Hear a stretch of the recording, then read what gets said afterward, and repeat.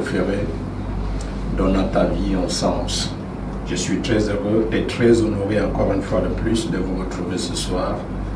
Et je sais que vous avez des témoignages extraordinaires pour de très belles choses qui se sont accomplies tout au long du mois de septembre. Ça a été un mois extraordinaire en termes de gloire, en termes de présence, en termes de bénédictions de toutes sortes. Je sais et je reste convaincu que Dieu a été présent à tous les moments et dans toutes les situations dans lesquelles vous avez été, n'est-ce pas, confrontés, et vous en êtes sortis victorieux. Nous rendons grâce à Dieu pour cela. Nous rendons grâce à Dieu pour toutes les choses, les belles et les glorieuses choses que nous avons pu, n'est-ce pas, expérimenter tout au long de ce mois de septembre qui s'est achevé. Eh bien, voici un nouveau mois. C'est un mois unique et spécial. Notre Dieu, n'est-ce pas, a préparé des dotations, des relâchements pour le mois d'octobre. Et je sais, je suis convaincu que vous êtes prêts pour tout ce que Dieu va faire tout au long de ce mois avec chacun de vous et sur tous les plans, dans tous les domaines concernant vos vies, tant sur le plan spirituel, le plan matériel, le plan social, bref, dans tous les domaines et tous les secteurs concernant vos vies. Je suis convaincu. Je rends grâce à Dieu donc aujourd'hui parce que nous commençons un nouveau mois et nous allons expérimenter de très belles choses ensemble tout au long de ce mois. Je viens avec un message unique et spécial ce soir et d'où le thème: votre avenir n'est pas dans votre passé. Votre avenir n'est pas dans votre passé. Nous allons lire à partir du livre d'Ésaïe 43, verset 18. C'est très facile pour nous, n'est-ce pas, de nous appuyer sur Ésaïe 43, verset 18 à 19 pour comprendre de quoi est-ce qu'il est question. Je voudrais que tu prennes ta Bible là où tu es et que tu sois dans des conditions qui te permettent de recevoir et surtout d'être touché. J'ai l'habitude de dire que le juste est délivré par la connaissance. Vous ne pouvez pas accéder à un niveau d'élévation avec Dieu si vous êtes ignorant. L'ignorant est la raison pour laquelle plusieurs personnes aujourd'hui sont instables, plusieurs vivent dans la précarité, plusieurs vivent dans la maladie, plusieurs expérimentent des échecs de toutes sortes. La raison est simple, l'ignorance. C'est pour ça que la Bible dit « Mon peuple périt faute de connaissance ». Il n'a pas dit les païens, il n'a pas dit les sorciers, il a dit « mon peuple », c'est-à-dire mon peuple se réfère à ceux qui le prient, à ceux qui vont à l'église. Mon peuple se réfère à ceux qui l'invoquent, à ceux, n'est-ce pas, qui écoutent sa parole. C'est ceux-là que la parole de Dieu appelle « mon peuple ». Très souvent, nous parlons de ce passage et nous n'arrivons même pas à comprendre n'est-ce pas, à qui Dieu s'adresse en particulier. Quand il a dit mon peuple, il ne parlait pas des sorciers, il ne parlait pas des païens, il ne parlait pas des athées, il parlait de ceux qui vont à l'église, il parlait de ceux qui prient, de ceux qui écoutent la parole. Il dit mon peuple périt. Périt veut dire, c'est-à-dire que périt veut dire être détruit, ravagé par la pauvreté, l'échec, la souffrance et la misère. Voilà, Dieu dit, cet état des choses, elle est mauvaise. Il dit, mon peuple périt faute de connaissance. La connaissance donc est la clé pour une vie épanouie, une vie réussie, une vie de succès, une vie de gloire. Votre niveau de liberté dans la vie sera toujours fonction de votre niveau de connaissance. Plus vous connaissez, plus vous serez épanoui. Plus votre vie sera glorieuse, plus elle sera riche, plus vous serez épanoui, vous serez, n'est-ce pas, au contrôle de toutes choses. Il est donc vital et nécessaire d'avoir la connaissance. Et nous venons avec un message qui vous permet de vous découvrir et découvrir qui vous êtes, ce que vous avez reçu, quelles sont vos responsabilités, ce que vous êtes supposé faire pour passer d'un niveau de gloire à un autre. Et si tu écoutes ce message ce soir, je suis convaincu que tu passeras de la pauvreté à la richesse, de l'humiliation à la gloire, de la maladie à la santé. Tu vas Parce que le bonheur est ton droit le plus légitime. Dieu n'a pas créé des êtres pour qu'ils soient malheureux. Le désir de Dieu, c'est que tu sois dans un bonheur total et complet. Alors, voilà, donc Ésaïe 43, chapitre, verset 18, il dit « Ne pensez plus aux événements passés et ne considérez plus ce qui est ancien. » La première chose, ça c'est le premier point. La première chose que tu dois comprendre, le premier point, Dieu dit « Ne pensez plus aux événements passés ». C'est très important. Plusieurs personnes n'avancent pas parce qu'elles sont condamnées par leur passé. Elles sont liées par leur passé. Les échecs du passé, les déceptions d'hier, les défaites d'hier constituent un obstacle lorsque vous continuez à vivre avec les échecs du passé, avec la conscience de vos échecs du passé, des défaites, des trahisons du passé. Votre passé constitue un obstacle. Votre passé vous tient captif, votre passé vous tient prisonnier. Aussi longtemps que vous resterez attaché à votre passé, il vous sera impossible d'avancer. Vous ne pouvez pas avancer si vous êtes lié à votre passé.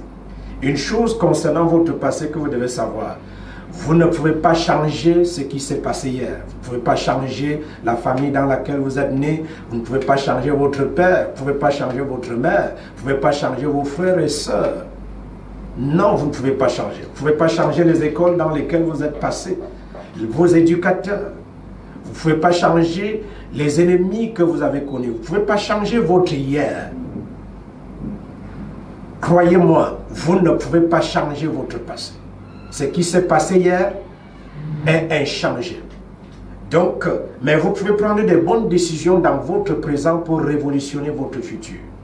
Et ça, c'est la chose la plus importante de votre vie. Savoir prendre des décisions pour rendre demain meilleur. Savoir prendre des décisions dans mon présent pour que demain soit différent. Pour que demain soit plus riche, plus grand et plus glorieux qu'hier. C'est très important. Donc il dit, ne vous rappelez pas. C'est-à-dire, ne vivez pas avec la conscience des échecs de votre d'hier en fait, de votre passé. Ne vivez pas avec la conscience des déceptions. Vous avez été trahis, certes. Vous avez été déçus, certes. Mais vivre avec ça, c'est mauvais. Parce que ça constitue un obstacle pour votre futur. Vous savez, quand vous vivez avec la conscience des mauvaises expériences d'hier, il y a quelque chose qui se produit. C'est que la conscience des mauvais souvenirs envoie des ondes, c'est-à-dire un signal de confusion dans votre futur. Envoie un signal de confusion et frustre votre futur. Vous n'êtes pas encore arrivé dans le futur, mais votre futur est déjà frustré à cause du fait que vous entretenez les blessures, les offenses et toutes ces choses que votre passé a entraîné dans votre vie. Quand vous les entretenez, ça envoie un signal de confusion dans votre futur et vous empêche donc d'évoluer à la vitesse du Seigneur. La meilleure chose que vous puissiez faire aujourd'hui, c'est dire, Seigneur, je fais table rase avec mon passé.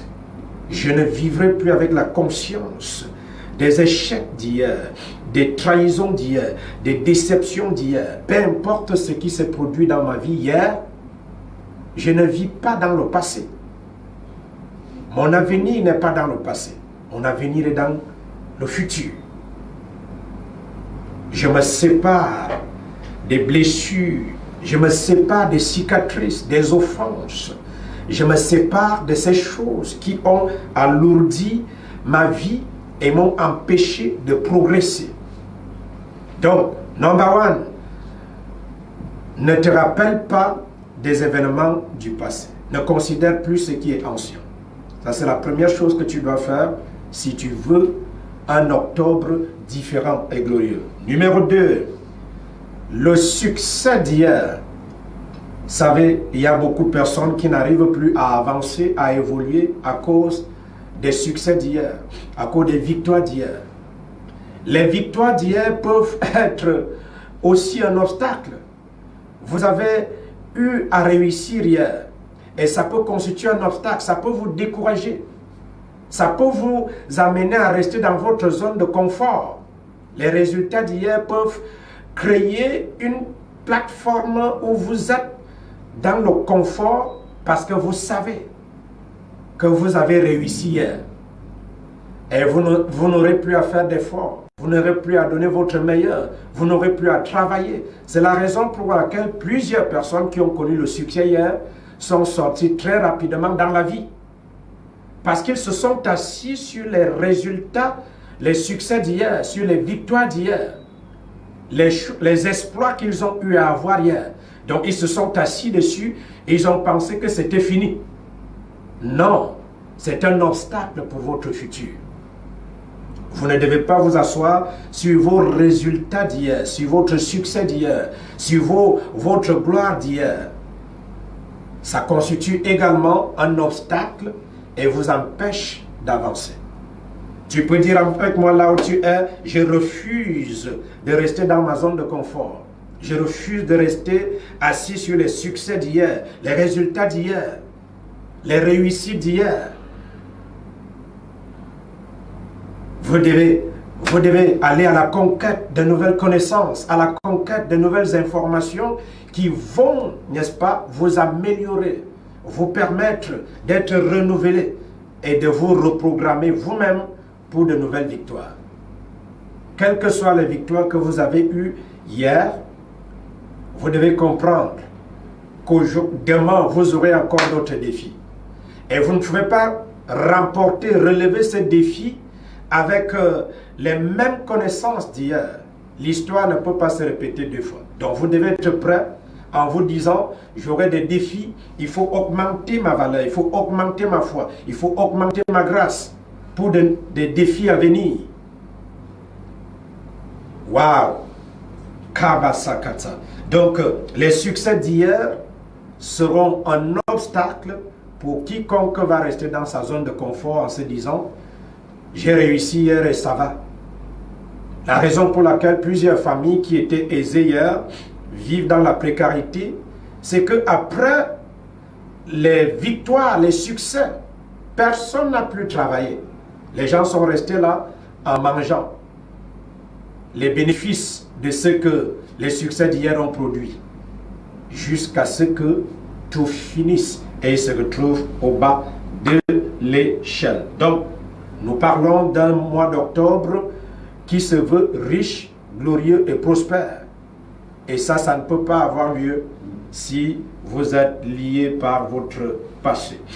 La troisième chose, le troisième point qui pourra constituer un obstacle pour certaines personnes qui s'attendent à quelque chose de grand, qui s'attendent à quelque chose de glorieux, qui s'attendent à quelque chose de riche, c'est la peur du futur.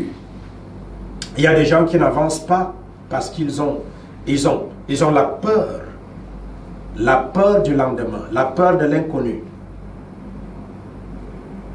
Vous entendez les gens dire j'ai peur de m'engager, j'ai peur de faire ceci, j'ai peur de me lancer dans cette affaire, j'ai peur de m'engager dans cette relation, j'ai peur d'échouer, j'ai peur.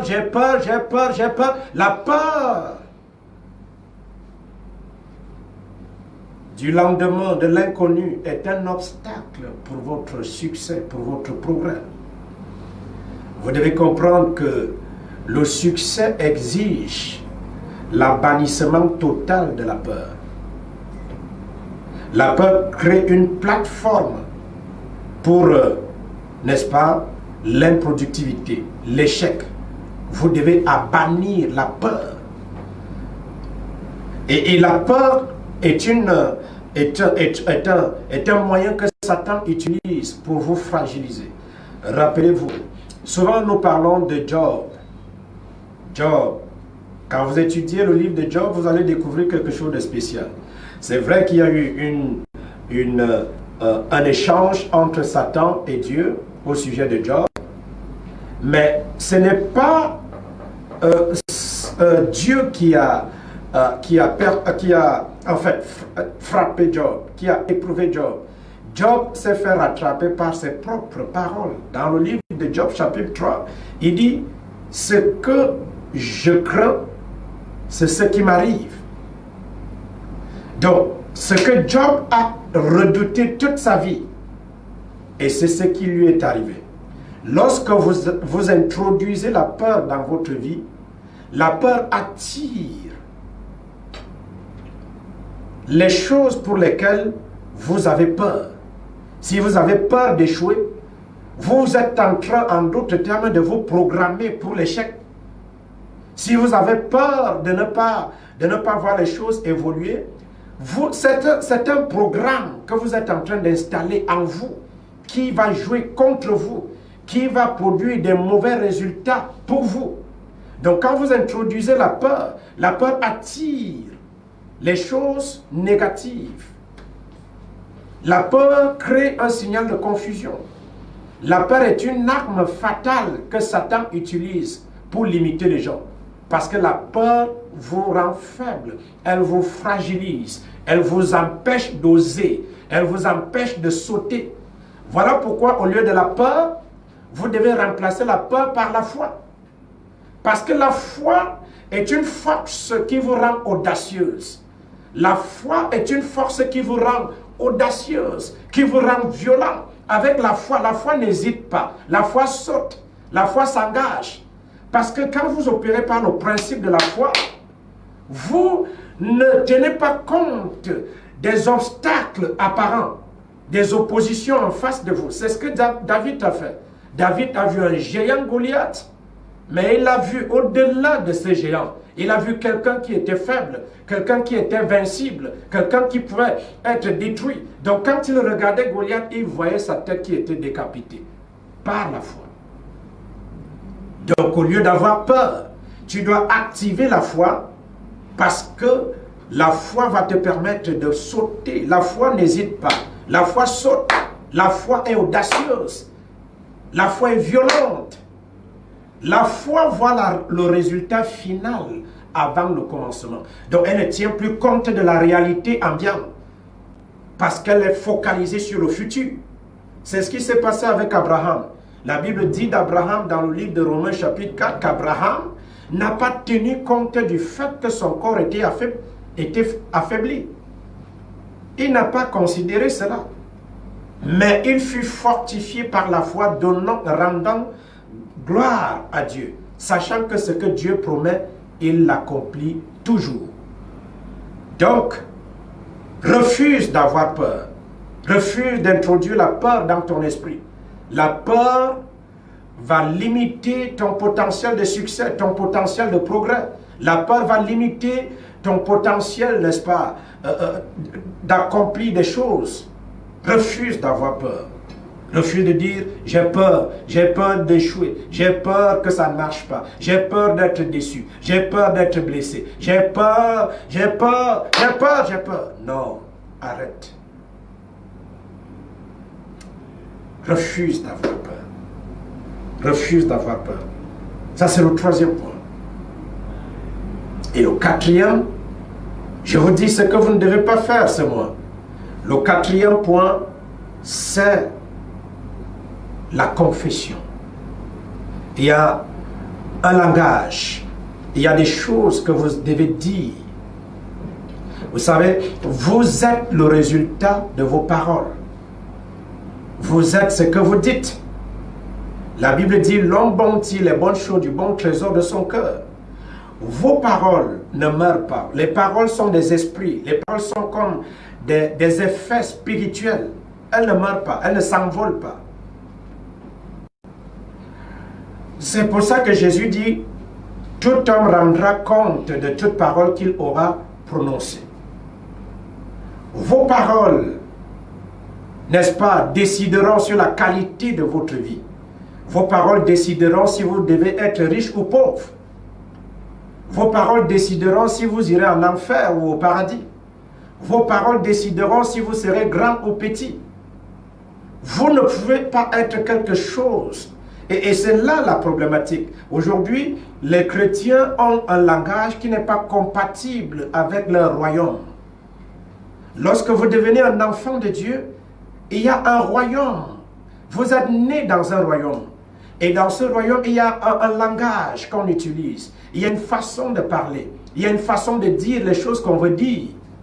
Vous ne pouvez pas être un enfant de Dieu et vous dites, ça ne va pas, je ne comprends pas, ma vie ne marche pas. Ça, ce n'est pas le langage du royaume de Dieu. Les enfants de Dieu ne parlent pas comme ça. Parce que les enfants de Dieu ne fonctionnent pas, ne tiennent pas compte des symptômes et des effets. Vous conditionnez votre vie par vos paroles. Vous êtes le résultat de vos paroles. Comprenez-moi, les paroles arrivent avant votre corps. Là où vous n'êtes pas encore physiquement arrivé, envoyez les paroles. Les paroles vous précèdent, les paroles vous dévancent, les paroles arrivent là où vous n'êtes pas encore arrivé physiquement. Et si vos paroles sont des paroles confuses, elles vont créer également, n'est-ce pas, un climat de confusion, une atmosphère de confusion avant votre arrivée. Et ça, c'est ce que vous ne devez pas faire ce mois d'octobre. Refusez d'avoir un langage de confusion. Dites ce que Dieu a dit concernant votre vie. Dieu a dit que vous êtes un succès. Répétez, je suis un succès. Si Dieu a dit, vous êtes en santé, dites, je suis en santé. Si Dieu a dit, vous êtes, n'est-ce pas, le meilleur, dites, je suis le meilleur. Revenez sur la parole de Dieu et dites ce que Dieu a dit concernant votre vie. Lorsque vous allez commencer, ça vous donnera l'impression que rien ne change. Ou bien même la pression va encore augmenter. Mais plus la pression augmente, plus vous devez persister.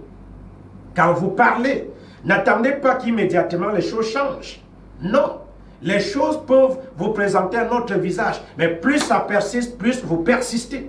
La Bible dit dans la ville d'Éphèse, la parole de Dieu a puissamment grandi et elle a fini par prévaloir. La parole prévaut toujours. Vous êtes l'extension de Dieu. Vous êtes la bouche de Dieu sur la terre. Je vous ai dit la semaine dernière, la terre n'est pas la juridiction de Dieu. Dieu est au ciel et il a donné la terre aux hommes. C'est à vous de ramener la sérénité, la paix dans votre vie. Il y a des gens qui disent, oh Seigneur, viens m'aider. Il ne viendra jamais.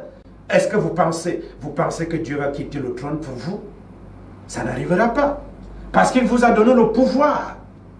Dans Luc 10, 19, il dit, voici, je vous ai donné le pouvoir de marcher sur toute la puissance de Satan. Vous avez ce pouvoir, il est en vous. Utilisez-le à votre avantage. Utilisez-le pour en venir, pour mettre de l'ordre dans votre vie. Les paroles. Il y en a qui parlent de Satan à longueur de journée. Dès qu'ils ont un problème, Satan m'a tenté. Satan a fait. Le diable encore m'a persécuté. Non, tu ne peux pas parler de Satan tous les jours. Il y a des gens qui parlent du diable, qui chassent les démons tous les jours. Tu te réveilles. Démon, je te chasse de ma vie. Non, quand tu es un enfant de Dieu, tu n'as plus les démons dans ta vie. C'est le Saint-Esprit qui vit dans ta vie. C'est un mauvais enseignement que de croire que tu es possédé. Mais tu es un enfant de Dieu. Un enfant de Dieu n'est pas un possédé, il n'est pas un enfant de diable. Mais certains milieux vous ont amené à parler le langage que Satan aime très bien. C'est-à-dire que vous passez votre temps à mener des combats inutiles. C'est un perdant. Satan est un adversaire qui est vaincu. Il n'est plus un facteur. Vous devez le comprendre clairement. Jésus l'a vaincu et il a dépouillé de son autorité sur votre vie. Il n'est pas un facteur. Mais maintenant, c'est à vous d'utiliser la parole de Dieu pour ramener l'ordre et la sérénité dans votre vie. Parlez le langage du royaume. La Bible dit, aucun habitant de Sion ne dit, je suis malade. Voilà, il te l'interdit. Ne dis jamais, je suis malade. Parce que plus tu dis, je suis malade, vous savez, il y a des gens qui disent, je suis malade parce qu'ils veulent bénéficier de la compassion des gens autour d'eux. Ils veulent que les gens aient pitié d'eux, que les gens contribuent financièrement. Mais ils ne savent pas qu'ils sont en train de se programmer. Je suis malade, tu sais. Et même le mensonge. Pourquoi tu n'es pas venu? Je ne suis pas venu. Je ne me sentais pas bien. J'étais malade. Tu es malade. Mais en fait, tu n'étais pas malade. Mais, et toi, tu penses que tu viens de tromper ce gars. Mais ce que tu ne sais pas, c'est que tu as introduit la maladie dans ta structure physique. Et tôt ou tard, puisque tu l'as appelée, elle finira par se manifester. Parce que c'est toi qui l'as invitée. Vous l'invitez de cette manière. Quand vous mentez, oh, pourquoi tu n'es pas venu au travail? J'étais malade. Pourquoi tu n'as pas fait ceci? J'étais malade. Qu'êtes-vous en train de faire? Vous invitez la maladie, tout simplement. Et demain, quand vous allez tomber malade, vous ne vous rappellerez même plus jamais que c'est vous qui avez introduit. Et tu vas dire, oh Seigneur, pourquoi ceci m'arrive? Je ne comprends pas ma vie. Mais c'est toi qui as invité. On te demande de l'argent et tu as 10 000 dans tes poches. Tu dis, mon frère, c'est fort. Tu dis que je n'ai même pas 5 francs dans mes poches. Je ne vois même pas là où 5 francs passent. Et puis le gars, il comprend, il dit, ok, d'accord, ça va. Mais toi, tu crois que, oui, ce gars-là, j'ai eu. Mais en réalité, ce que tu ne sais pas, c'est que dans une semaine ou deux, tu vas vivre une sécheresse dangereuse. Et tu vas te dire, mais je ne comprends pas, ces jours-ci, je ne comprends pas. Je tape ici, ça ne marche pas. Hey! Je n'ai jamais passé des moments pareils. Mais tu as invité la sécheresse par tes paroles. Jésus a dit, par tes paroles, tu seras justifié, par tes paroles, tu seras condamné. Donc, utilise le langage du royaume. Dans le royaume de Dieu, on dit, je suis une nouvelle créature. Les choses anciennes sont passées, toutes choses sont devenues nouvelles. Je suis la perfection de la beauté. Je suis la gloire de Dieu sur la terre. Je suis l'incarnation de sa gloire. Je suis une programmation divine en marche, né pour gagner, né pour réussir, né pour régner dans la vie, dans les circonstances. Ça, c'est le langage que vous devez utiliser. Quand tu te réveilles le matin, oh Zacharie Nyanka, tu es une programmation divine en marche sur la terre. Ma vie est comme le sentier du juste, dont la lumière va sans cesse croissante. Ça, c'est mon expérience dans la vie. Je ne serai jamais comme Joseph qui a été en prison. Je n'irai jamais en prison. Je ne serai jamais comme Daniel qui a été dans la fosse au lion. Je ne serai jamais dans le désert. Ce n'est pas mon expérience. J'ai un avenir. J'ai un futur. Souvent, on veut s'identifier à certaines personnes. L'histoire ne va pas se répéter. Tu as ton histoire. Et c'est ton histoire à toi seul. Joseph a eu son histoire, David a eu son histoire, Daniel en a eu, et toi aussi, tu as ton histoire. Tu dois laisser cette histoire à la future génération. Et nous chutons. Et la dernière chose, donc la cinquième, qu'il ne faut pas faire ce mois d'octobre, c'est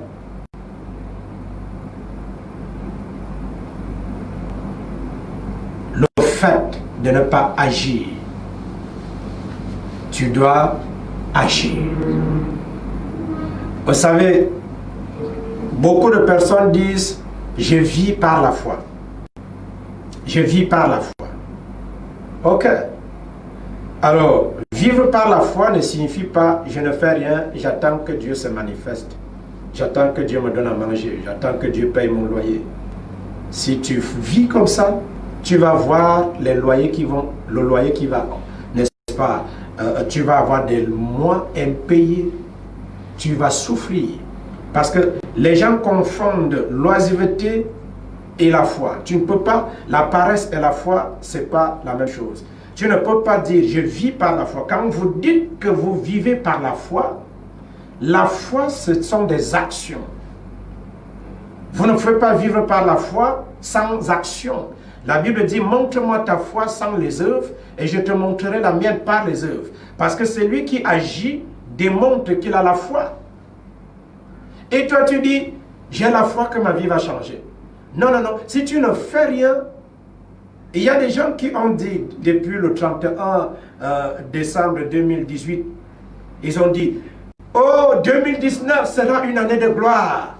Ce sera une année de promotion. Ce sera une année de succès. En 2019, hey, je serai puissant. Je serai influent. Nous sommes à 2 mois de 2020. Alors, si depuis janvier jusqu'en octobre, tu n'as pas entrepris des actions correspondantes, tu seras exactement la même personne que tu as été en 2018. Parce que ta vie ne changera pas si tu n'agis pas. Donc, en ce mois d'octobre, ce que tu dois faire, c'est de sortir, c'est d'agir. Il faut des actions pour que la vie d'une personne change. Il faut des actions pour un changement de positionnement. Vous devez entreprendre des actions correspondantes. Si vous priez et que vous n'agissez pas, rien de bon ne changera dans votre vie. C'est la raison pour laquelle nous avons beaucoup de gens qui prient, mais qui ne sont pas récompensés à la dimension de leur prière. Parce qu'après avoir prié, qu'est-ce que vous avez fait? Votre vie ne change pas parce que vous avez prié. Votre vie change parce que vous avez agi. En fait, les actions sont la partie la plus importante de votre vie spirituelle. Si vous n'agissez pas, supposons que je ne sois pas ici à la télévision ce soir. Est-ce que tu seras en train de me regarder? Je ne crois pas. Est-ce que tu seras en train d'être béni? Je ne crois pas. Mais venir ici est un effort. Ça fait partie des actions que je pose pour que toi qui me regardes, tu sois béni. Donc, si tu n'agis pas, ta vie sera exactement au même niveau qu'elle est actuellement, même si tu pries, même si tu jeûnes, même si tu te sanctifies. Tu dois agir.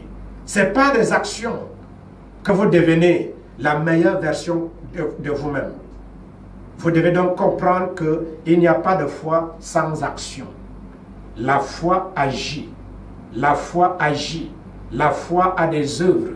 La foi a des évidences. L'une des preuves que vous avez la foi, c'est que vous allez présenter ces preuves par des actions correspondantes. Tu as besoin d'argent, alors ne reste pas là à prier.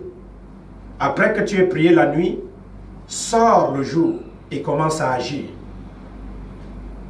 Tu veux te marier, alors ne reste pas là à jeûner, à prier pour que l'homme vienne te chercher. Ce que tu dois faire, c'est d'augmenter ta valeur en tant que femme. Ce que tu dois faire, c'est de traiter ton caractère, ton comportement. Pour que tu ne dises pas, je ne comprends pas pourquoi chaque fois qu'un homme vient dans ma vie, il repart et tu penses que tu as besoin de délivrance. Non, c'est l'attitude. Plusieurs femmes sont sorties des foyers à cause de l'attitude. Il y a certaines choses qui ne se manifestent pas encore parce que tu n'as pas l'attitude, la bonne attitude. Donc, Dieu s'attend à ce que tu puisses agir pendant ce mois d'octobre. 5 choses. La première chose, j'ai dit les échecs du passé. Les déceptions d'hier, les frustrations d'hier, les trahisons d'hier sont un obstacle. Refusez de vivre avec la conscience de votre passé. Votre passé frustre votre futur. Votre passé, n'est-ce pas, envoie un signal de confusion dans votre futur. Vous pouvez être là, mais votre passé est toujours dans votre tête. Débarrassez-vous de cette haine, de cette rancœur, de cette frustration, de ces blessures que vous avez à l'intérieur de vous. La première personne à être mal, c'est vous-même. Vous n'êtes pas à l'aise, vous êtes troublé. Vous n'arrivez pas à être en forme. Donc, ça c'est le premier point. Deuxième point, les succès d'hier. Refusez de vous arrêter sur vos succès d'hier, sur vos victoires d'hier, sur vos accomplissements d'hier. Ça constitue un obstacle et ça vous empêche, n'est-ce pas, d'avancer. Décide-toi de faire de demain un jour meilleur qu'aujourd'hui. Troisième point, la peur du futur. Refuse que la peur te limite, que la peur te bloque. Refuse d'introduire la peur dans ta vie. J'ai peur de ne pas réussir, j'ai peur d'échouer, j'ai peur d'être malade, j'ai peur que ça ne marche pas. Non, refuse d'avoir peur. La Bible dit, il ne nous a pas donné un esprit de peur, mais un esprit de force. Quatrième point, refuse de parler le langage ordinaire que everybody parle. Tu n'es pas everybody. Tu es unique à ton genre. Tu es un enfant de Dieu. Tu es citoyen céleste. Ta citoyenneté est céleste. Tu n'es pas terrestre, tu es céleste. Et tu dois parler le langage de ton royaume. Dans ton royaume, on ne dit pas je suis fauché.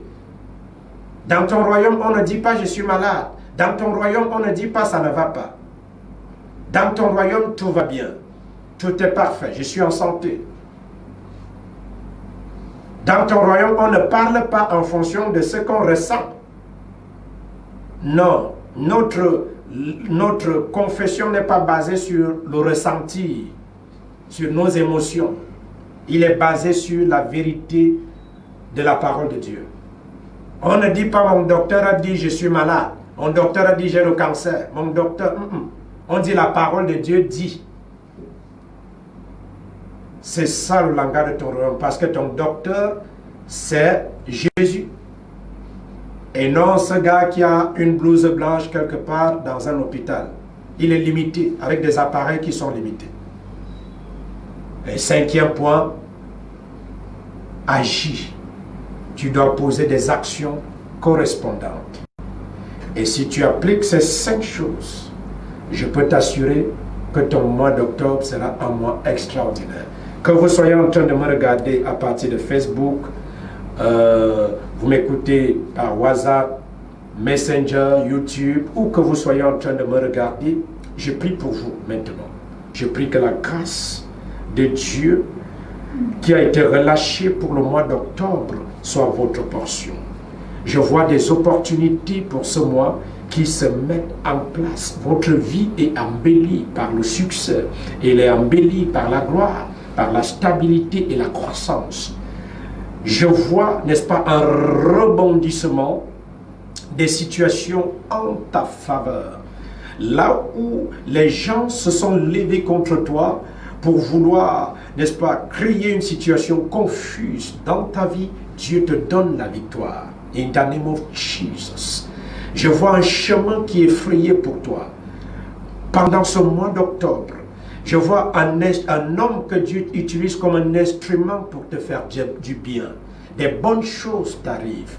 Des opportunités t'arrivent. Là où tu es n'est pas là où tu vas t'arrêter. Je vois un prochain niveau de gloire qui est ta portion. Oui, je te vois passant à un autre niveau de gloire. Le monde a essayé de te limiter, mais la grâce te qualifie. Ce que l'homme ne peut pas te donner, la grâce te le donne. La grâce te qualifie pour une belle vie. Elle te qualifie pour le succès, elle te qualifie pour la gloire. Elle te qualifie pour une vie riche et prospère. Ta vie est embellie. In the name of Jesus, je prie pour ta famille, afin que tout climat de guerre, de confusion dans ta famille, que ce climat prenne fin. Je parle de réconciliation. Dans ton couple, les choses ne vont pas. Les choses, n'est-ce pas, il y a une crise dans votre foyer. Tu n'arrives pas à t'entendre avec ton époux, avec ta femme. Mais par la puissance du Saint-Esprit, la grâce vous localise et je vois une réconciliation. In the name of Jesus. Je prie, n'est-ce pas, pour quelqu'un qui a besoin de permis de séjour. Tu séjournes dans ce pays et tu as un problème avec un permis de séjour. C'est ton temps de visitation. Le mois d'octobre est ton mois. Tu vois, n'est-ce pas, des institutions qui sont rendues disponibles. Les hommes travaillent pour toi. In the name of Jesus. Dieu suscite des personnes que tu ne connais pas, ne sont pas membres de ta famille, ni même de ta tribu, ni de ta nationalité, mais qu'il a mandaté pour te faire du bien. Ça t'arrive, in the name of Jesus. Tu vas témoigner pendant ce mois d'octobre. Tu vas voir les situations, n'est-ce pas, tourner en ta faveur. Les événements, les circonstances. Tu es peut-être bloqué en ce moment. Cet obstacle est éliminé sur ton chemin et tu progresses. Tu es programmé pour le progrès. Tu es programmé pour le triomphe. Tu es programmé pour la gloire. Tu es programmé pour des miracles spectaculaires. Yes, des bénédictions rares. Des choses que l'œil n'a jamais vues. Là où aucun membre de ta famille n'est jamais arrivé. Tu es le number one. C'est toi qui vas ramener de la gloire dans ta famille, dans la maison de ton père. Toi dont on disait que ta vie ne vaut absolument rien, que tu es un échec, Les gens vont changer de confession, changer, n'est-ce pas, de louanges et de paroles pour ce qui te concerne. Ça, c'est ta portion. Bienvenue au mois d'octobre. C'est ton mois. Le mois des visitations, le mois de la croissance, le mois de la gloire, le mois du témoignage, le mois de la manifestation de la puissance de Dieu dans ta vie. Quel que soit le lieu où tu es, tu peux dire Amen. Et tu vas voir cette prière portant des fruits dans ta vie. Et je suis convaincu que tu vas m'appeler, tu vas m'écrire par les numéros qui sont au bas de l'écran. Et tu me diras, pasteur, ma vie a été métamorphosée. Tu as prié et quelque chose d'inhabituel s'est produit dans ma vie. Tu es béni. Écoutez-moi bien, ce week-end est un week-end de bonnes nouvelles, un week-end d'opportunités.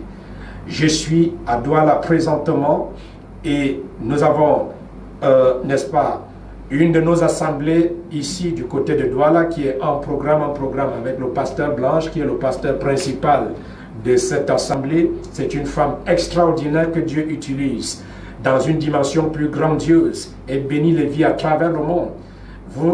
Ces directs sur Facebook sont à plus de 10 000 vues. Chaque passage, les gens sont bénis d'une manière incroyable.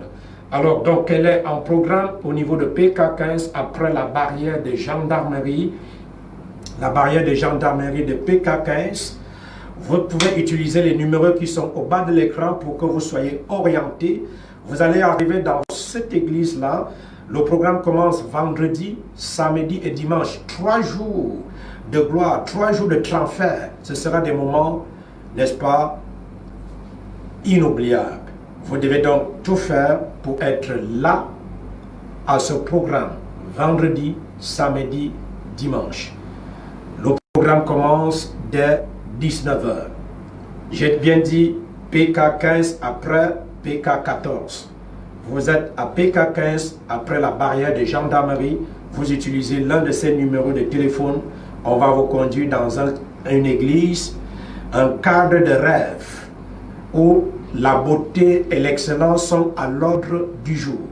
Avec, n'est-ce pas, un personnel qualifié pour vous recevoir et vous permettre de passer un moment, n'est-ce pas, glorieux dans la présence du Père. Nous sommes du côté de Kribi également, côté de Yaoundé. Dans les jours à venir, on va vous localiser. Vous êtes bénis, vous êtes élevés et surtout, glorieux mois d'octobre. Shalom, shalom.